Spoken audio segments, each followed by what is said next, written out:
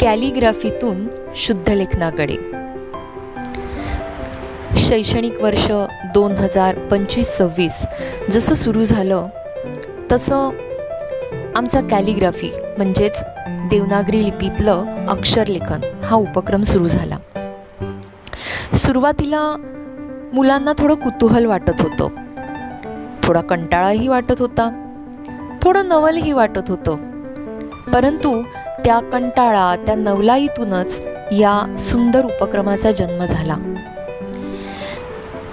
अक्षरलेखन, अक्षरावर प्रेम करता यावं, लिखाणावर प्रेम जडावं आणि त्यातनंच शुद्ध लेखनाची आवड निर्माण व्हावी असा एक सुंदर हेतू या उपक्रमाच्या मागे होता. जसं जसं हा उपक्रम पुढे जायला लागला त्यातनं लक्षात यायला लागलं की आता स्वतःहून मुलं शुद्ध लेखनाच्या चुका शोधून काढतायत. मग हे जर चुकीचं आहे तर मग नक्की बरोबर काय आहे याची उत्सुकताही त्यांच्या मनात आपोआप निर्माण झाली. मग ते बरोबर ते शोधण्यासाठी त्यांचे चिमुकले हात आपोआपच पुस्तकाकडे किंवा त्या धड्याकडे, किंवा जर धड्यामध्ये तो शब्द सापडला नाही तर वर्तमानपत्र किंवा मासिकं यांच्याकडे वळू लागली. आणि बघता बघता ही वाचनाची आवड, अवांतर वाचनाची आवड कशी निर्माण झाली हे त्यांनाही कळलं नाही. कॅलिग्राफी किंवा अक्षरलेखन ही केवळ एक कलाच नाही आहे, तर ध्यानधारणेचा किंवा मेडिटेशनचा एक उत्तम मार्ग आहे असं मुलांनीच मला सांगितलं बरं का. कारण त्या कॅलिग्राफीच्या त्या क्षणांमध्ये अक्षरशः ती रमून जात होती.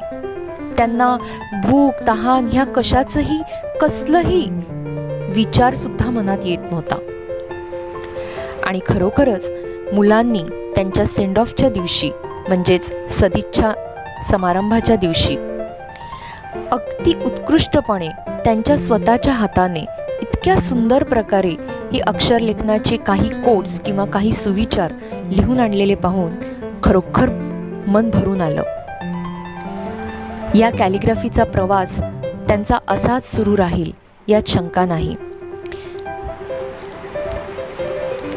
या कॅलिग्राफीच्या प्रवासातूनच अनेकांना कदाचित त्यांच्या जीवनाच्या वाटा देखील मिळू शकतील. कारण काहींनी तर या कॅलिग्राफीसाठी लागणारे वेगवेगळ्या प्रकारचे ब्रशेस, वेगवेगळ्या प्रकारचे पेन, वेगवेगळ्या फॉन्टमध्ये मिळणारे मार्कर्स हे विकतसुद्धा घेतले आहेत. आणि त्यांनी मला सांगितलं सुद्धा आहे की बाई, आम्ही सुट्टीमध्ये यावेळेला कॅलिग्राफीचा भरपूर सराव करणार आहोत. काहींनी तर या ॲडव्हान्स कॅलिग्राफीचे क्लासेससुद्धा बाहेर लावण्याचं मला प्रॉमिस केलं आहे. चला, कॅलिग्राफीच्या माध्यमातून मुलांना एक नवीन वाट मिळाली.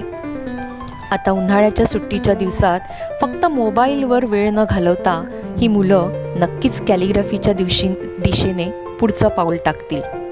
धन्यवाद.